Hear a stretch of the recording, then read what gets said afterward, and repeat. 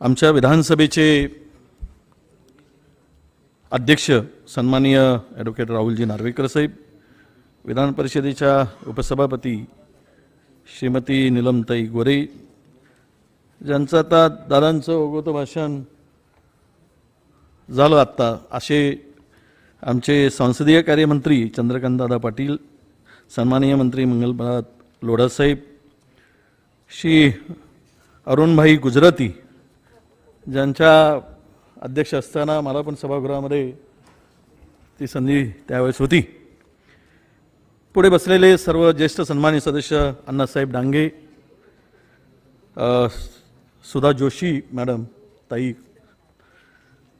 केशवरावजी मानकर, Khalipe madam, खतीब साहेब, अनिल पटेल साहेब, Mohan Joshiji, Laxmanrao मानेजी, M Shaikh साहेब, आणि पुढे सर्व आजी माजी सन्माननीय आमदार, पत्रकार मित्र, बंधूंनो भगिनींनो, खरं तर मी ताईंचं मनापासून अभिनंदन करतो की उशिरा का होईना, कारण हा आपला कार्यक्रम आपण आयोजित केला आणि सर्व महाराष्ट्रातील विधान परिषदेच्या आजी माजी सदस्यांना एकत्रित आणण्याचं काम आपण केलं आहे. आपलं निश्चित मनापासून मी आपलं अभिनंदन करतो. खरं तर 21 हे विधान परिषदेच्या स्थापनेची शतकपूर्ती झाली. आपल्याला सगळ्या माहीत आहे त्या काळामध्ये संक्रमणाचा काळ होता. मोठ्या त्या परिस्थितीमध्ये काही कार्यक्रम घेणं शक्य नव्हतं, परंतु आज मात्र हा कार्यक्रम या ठिकाणी होतोय. आता सांगितल्याप्रमाणे मी 98 ते 2004 या कालावधीमध्ये या सभागृहाचा सदस्य म्हणून मी काम केलं. माझ्या जीवनाची सुरुवात, राजकीय जीवनाची सुरुवात विधान परिषदेतून झाली आणि वयाच्या 32व्या वर्षी मला ही संधी मिळाली आणि तेव्हापासून त्यानंतर 4 वेळा 5 वेळा आता विधानसभेमध्ये बाय इलेक्शन घेऊन मला तिथे मी काम करायची संधी मिळाली. आणि मी भाग्यवान समजतो की मला दोनही सभागृहामध्ये, विशेष म्हणजे विधान परिषदेमध्ये ज्याला वरिष्ठांचं सभागृह म्हणतो तिथे आणि खाली सुद्धा दोनही ठिकाणी ही संधी मला मिळाली आणि त्यामुळे दोनही सभागृहाचं काम मला जवळून बघता आलं. या काम अनेक वेळा त्यावेळेस आता गडकरी साहेबांचं भाषण झालं. मी गडकरी साहेबांच्या त्यावेळेस आम्ही त्या बाजूला होतो. कधी बाजू बदलत असते, पण भाषणं ऐकायची तर काही लोकांच्या निश्चितपणे नावलोक करणं अत्यंत आवश्यक असं मला वाटतं. ज्यांच्या भाषणांनी आणि विचारांनी, मार्गदर्शनाने महाराष्ट्रातील सर्व विचार, तो पुरोगामी असेल, आपण उजवा म्हणू, डावा म्हणू, पण ते विचार या ठिकाणी मांडले जायचे आणि त्या विचाराला घेऊन महाराष्ट्र नेहमी उभा राहायचा. आपण अनेक कायदे या सभागृहाने सुचवलेले केलेत आणि ते मंजूर झालेत. त्यातून महाराष्ट्र आणि देशाला सुद्धा पर्यंत ती कायदे करावी लागली. नितीन गडकरी साहेब आहेत, यशवंतराव गडाख साहेब त्यावेळेचे, सुधाकरराव गणगणे, डांगे साहेब आहेत. डांगे साहेबांचा आवाज त्यावेळचा तो म्हणजे भारदस्त आवाज सभागृहात, तो आम्ही सगळ्यांनी पाहिला आणि आजही आहे तो आवाज. तुम्ही तो आवाज ओळखून आहात याचा मला नक्की आनंद आहे. त्यामध्ये बबनराव ढाकणे साहेब, वसुधाताई देशमुख, अशा अनेक लोकांची नाव, आमचे कवाळे साहेबही उभे राहिले की ते माईक हलायचा, म्हणजे थरथरायचा असं ते आवाज त्यावेळेस मी बघितला. एकूण त्या काळामध्ये नितीन गडकरी साहेब आणि गुरुनाथ कुलकर्णी, ॲडव्होकेट गुरुनाथ कुलकर्णी यांच्यामधील खेळीमेळीच्या वातावरणातील जुगलबंदी सुद्धा आपण पाहिली. आणि आता टोमणे त्यावेळेस मारत होते, आता हाणतात. फरक तेवढा पडला, टोमणे असायचे पण आता हाणतात. हा बदल करण्याने काही काळामध्ये आपल्याला सगळ्यांना अनुभवून पुढे जाताना दिसला. हे तर विधिमंडळाच्या संपूर्ण या परिषदेच्या हेमंतराव टिळकापासून जगन्नाथ शंकर शेठापासून तो आपण इथेच पाहिला तर, आणि रामकृष्ण भांडारकरपर्यंत या विधिमंडळाची प्रतिष्ठा उंचावण्याचं काम केलं आहे, राखलीच काम केलं आहे, हे आपण आवर्जून या ठिकाणी सांगितलं पाहिजे. संविधानाच्या दोन्ही सभागृहांना संविधानानुसार खरं तर सारखंच महत्त्व आहे. पण मला मी विधान परिषदेच्या मी त्यावेळेस विधानसभेचा आमदार होतो, पण एक गोष्ट मला नक्की आठवली पाहिजे की 2005चा एक प्रसंग त्यावेळेस आपण लक्षात घेतलं पाहिजे.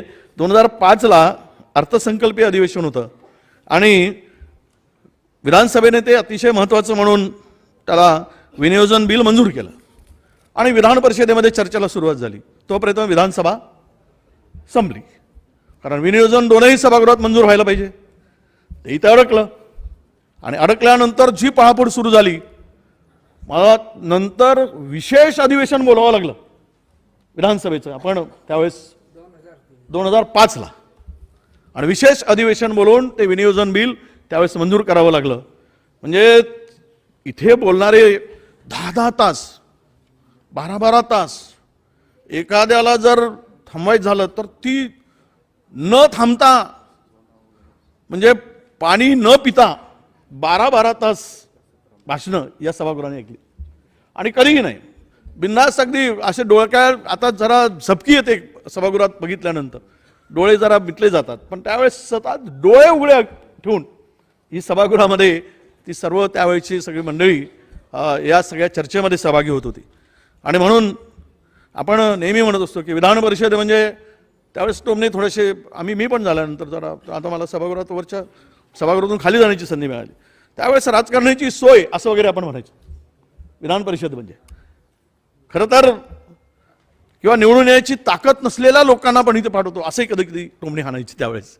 पण ही त्यापेक्षा नसण्याची सोय म्हणून त्यावेळेस आपल्याला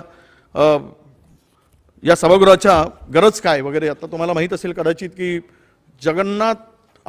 आंध्राचे मुख्यमंत्री रेड्डी त्यांनी विधान परिषद बरखास्तीचाच निर्णय घेऊन टाकला, कारण तिकडे त्यांना संख्याबळ नव्हतं तेवढं, तर त्यामुळे त्यांचे बिलं मंजूर होत नव्हते. हे त्यावरचा इलाज नाही. पण महाराष्ट्राला मात्र अभिमानानं सांगावंसं वाटतं, सरकार कुणाची आली तरी विधान परिषदेमध्ये बहुमत कुणाचंही असेल तरी मात्र दादा इथे कधी अडवण्याचं नाही.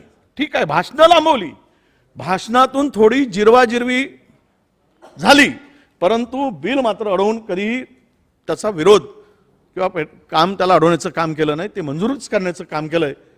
हे आपण या ठिकाणी अनेक वर्षापासून या सभागृहाची प्रतिष्ठा बघत असताना आपल्या सगळ्यांच्या लक्षात येईल.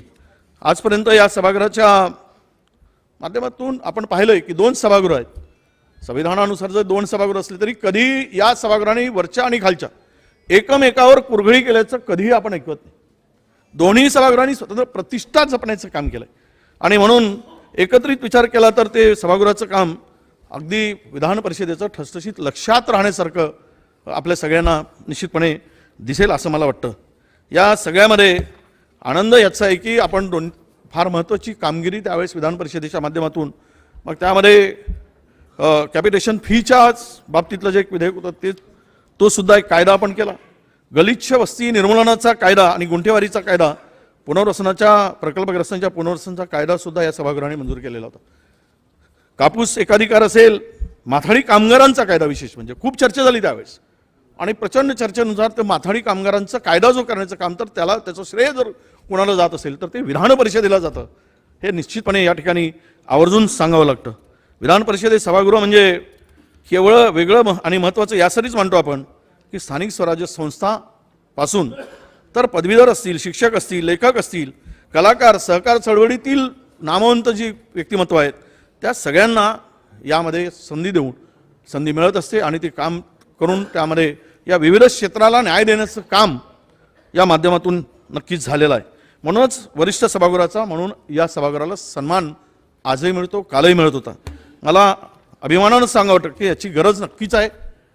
म्हणजे विधान परिषदची आवश्यकता यावर आपल्या सगळ्यांचं, आणि त्यामध्ये काही मतांतरे असली, सत्तांतर होत असली तरी या वरिष्ठ सभागृहाची आवश्यकता महाराष्ट्राला एक अभिमान वाटावा असं कार्य निश्चितपणे आपण सगळ्यांच्या माध्यमातून, आजी माझी आणि आत्ताच्या आणि मागच्या सगळ्यांच्या माध्यमातून महाराष्ट्राने पाहिलेलं आहे.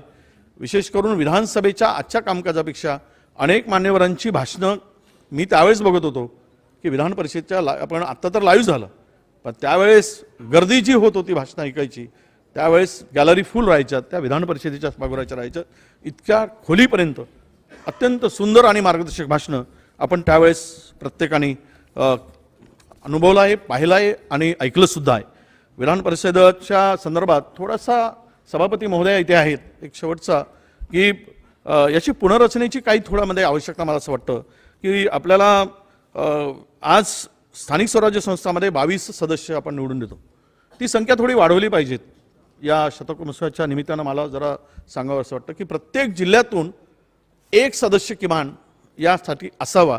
असं काही बदल जर भविष्यात झाला तर त्या जिल्ह्यात 3-4 जिल्हे असतात आणि त्यांना काम करताना, न्याय देताना, त्या विषयाला न्याय देताना, त्या लोकांना ज्या लोकांच्यामुळे आपण पोचतो त्यांना न्याय देताना बऱ्याच अडचणी आणि आपल्याला प्रॉब्लेम होतात. त्यामुळे यासाठी तो एक महत्त्वाचा विषय आपण या ठिकाणी विचाराला घेतला गेला पाहिजेत असं माझं स्पष्टपणे मत आहे. या शेवटी असं म्हणतात की आज महाराष्ट्र हे याच सभागृहाने पुरोगामी विचार रुजवण्याचं काम, वाढवण्याचं काम याच सभागृहाने अत्यंत काटेकोरपणे पाळलेला आहे. तो विचार घेऊन, विचार कुठलाही असेल पण पुरोगामी विचाराला मात्र तिलांजली द्यायची नाही, हे सभागृहाने कटाक्षाने पाळलंय आणि तो टिकवण्याचं काम केलंय. म्हणून आजही या महाराष्ट्राला फुले शाहू आंबेडकरांच्या नावाने हे महाराष्ट्र आज ओळखला जातो. हे विधान परिषदेचं मोठं काम आहे असं मी म्हणतो. यातूनच हा एक प्रगल्भ विचाराचा महाराष्ट्र जो उभा झाला त्याला मोठी परंपरा नक्कीच यानुसार या विधान परिषदेच्या एकूण या व्यवस्थेमध्ये कामकाजातून आपल्याला दिसली आहे. मला वाटतं की विधान परिषद ही व्यवस्था लोकशाहीला पूरक असणारी आणि महत्त्वाची असणारी ही आणि ती म्हणूनच अबाधित राहावी, अबाधित राहील अशी अपेक्षा व्यक्त करतो. आणि मला माझे विचार या ठिकाणी मांडण्यासाठी आपण संधी दिल्याबद्दल आयोजकांचे मनापासून आभार मानतो. आजही माझी विधान परिषद सदस्यांचं आज या निमित्तानं मला भेटता आलं. अनेकांच्या या निमित्तानं माझी भेट झाली. किती वर्षाचा कालावधी गेला, जवळपास 20 वर्षानंतर अनेकांचे चेहरे त्या कालावधीमध्ये माझ्यासोबत काम करणारे विधान परिषदेमध्ये मला भेटता आलं. ही भेटण्याची संधी ताई आपण आणि उपलब्ध करून दिली. अशीच दरवर्षी व्हावी, पूर्वी होत होती पण आपण मनामध्ये काही ब्रेक दिला. ही दरवर्षातून एक संमेलन. शेवट काय आहे आयुष्यात, या जे आजी होतात त्याचा आता अनेकांचं बघितलं आपण चेहरे की ही भेट सातत्यानं झाली की नवीन ऊर्जा, नवीन शक्ती आणि नवीन जगण्याची उमेद या माध्यमातून आपल्या सगळ्यांना मिळत राहील. म्हणून आपण घेत राहावं अशी अपेक्षा व्यक्त करतो आणि माझ्या शब्दाला विराम देतो. धन्यवाद. जय हिंद, जय महाराष्ट्र. नमस्कार वडेट्टीवार साहेब.